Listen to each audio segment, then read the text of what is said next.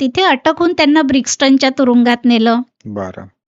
खटला सुरू झाला. हं, मग लोकं म्हणायचे, "आता लंडनमध्ये अटक झाली आहे, इथेच खटला चालवा." हं. म्हणजे मग लंडनला जो कायदा लागू होतो, त्या कायद्यानुसार खटला चालेल. बरोबर. पण तसं करायचं नव्हतं. इंग्रज तर हं, त्यापेक्षाही.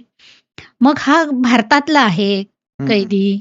हं. मग त्याच्याच देशात जाऊन खटला चालला पाहिजे. म्हणजे मग तिथला कायदा लागू कायदा करता येईल लागू ना. करता येईल. हं, मग ते भारतात आणणं. मग ते मार्सिलिसची उडी. ब्रिक्स्टनच्या तुरुंगामध्ये त्यांना आधी व्ही.व्ही.एस. अय्यर वगैरे भेटायला आले. हं, भेटायला आल्यावर किती 1-1.5 मिनिटाची काय ती भेट. हं, हे गजाच्या आत, ते गजाच्या बाहेर. हं.